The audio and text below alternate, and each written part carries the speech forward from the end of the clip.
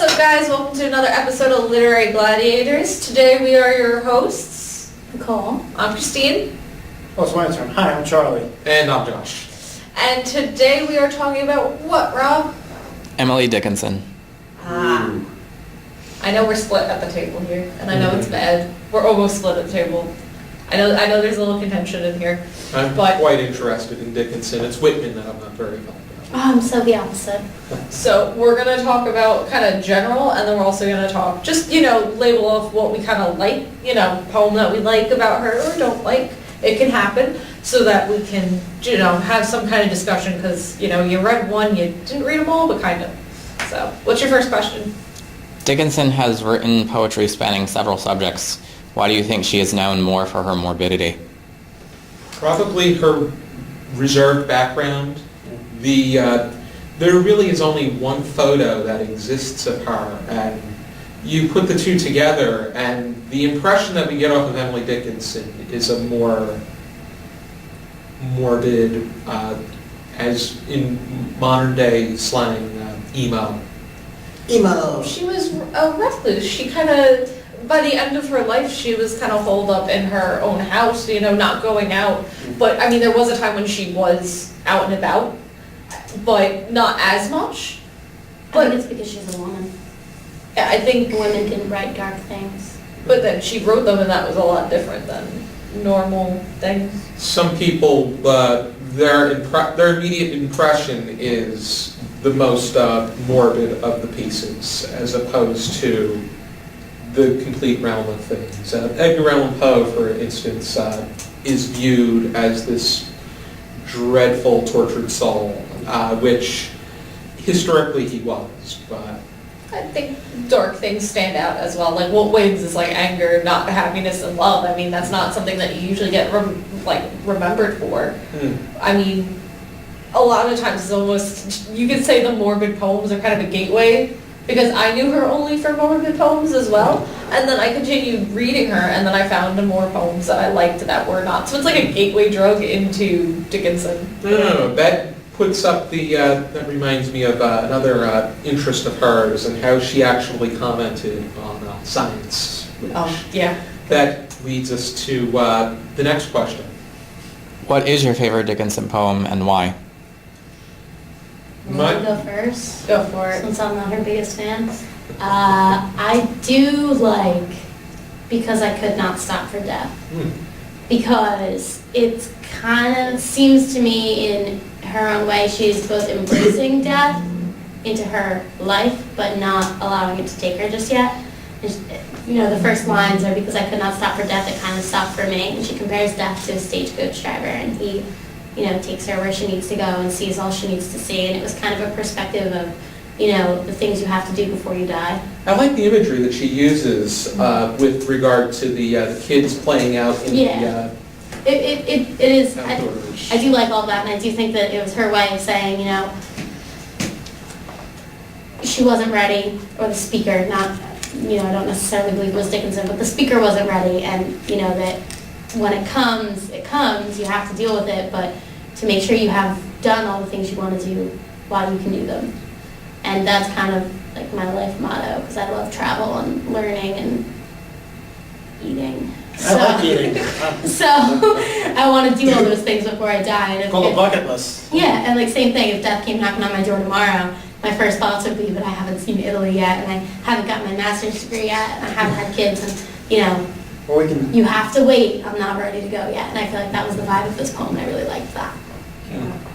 I have to say that's always been a favorite of mine, and right now my favorite's been I Heard a Fly Buzz When I Died, because it's very outer body, after death, which she's done multiple times. Of course I'm attracted to that. It's ridiculous. I enjoyed the sounds and the imagery that she always puts into her poems. And it's not that long, but it has that tone of, she's very aware that life is moving and life's going on, and that you can't lament over death for so long, because life will go on without you, and that you need to know that the world isn't going to end when you die. I think is kind of a big thing, that, death is not, Coming, it's yeah, imminent. it's coming and people are gonna have to get around it, kind of thing. And that there's gonna be events around you that you're not the biggest event. Indeed, Emily Dickinson has been known to explore death. I've heard a funeral in my brain was Yeah. another one.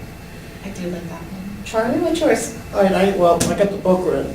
When I read, I annotate, and I take notes in the book, so, you know. I know somebody that'd be quite happy with you. Dr. Bordelin. Hmm. What do you Shout out give to me? Dr. Shout out. Shout out.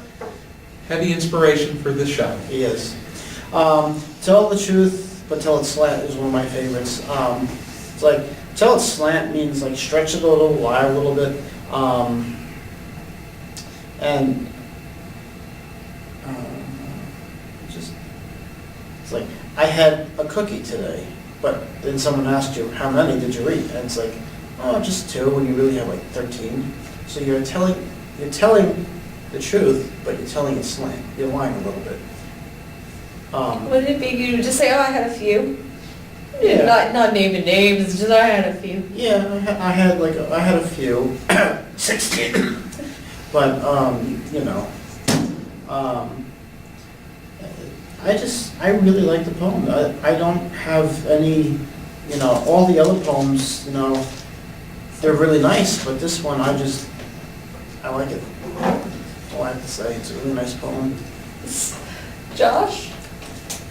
My favorite Dickinson poem is a bit more simple. It's called Surgeons Must Be Careful, and it has to do with, it's a simple way of describing the medical practices of that day, and that with their knife, under the knife is their culprit, and their culprit is life, which back then, doctors were not as advanced as they are today. Doctors were not, they did not sanitize.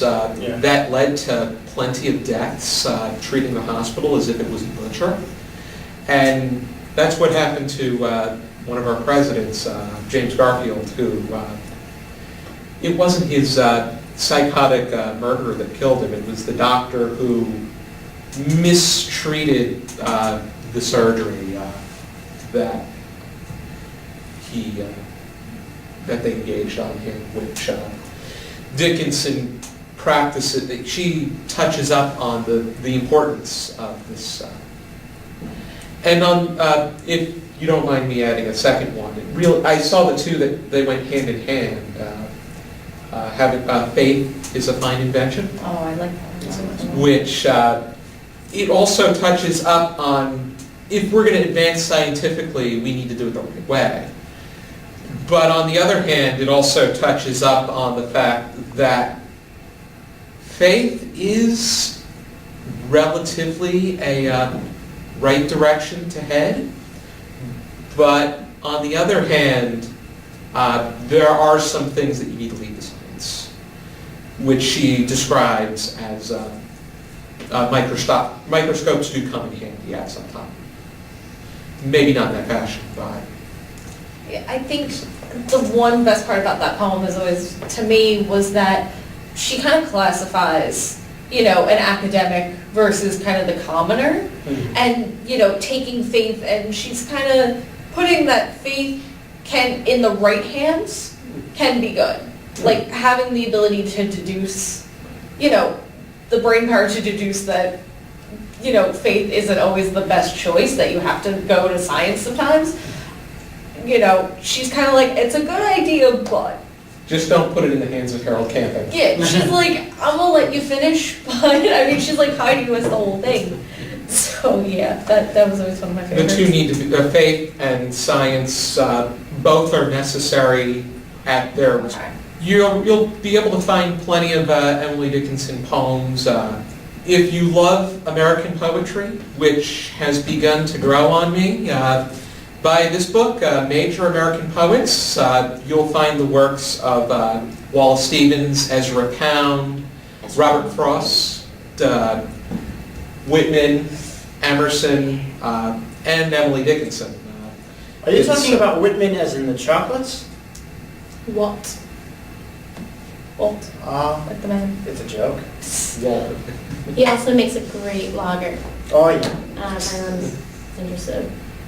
And if you're not going to go by the book, there are going to be a few links of our favorite Dickinson poems down below. So you can click on those, and also we'll put a few links to maybe a couple of more works from her. So we want to thank you yet again for tuning in to Literary Gladiators. Please subscribe to this channel, and you can come back next week to find another video from us. Thank you. Have a good week. Keep reading.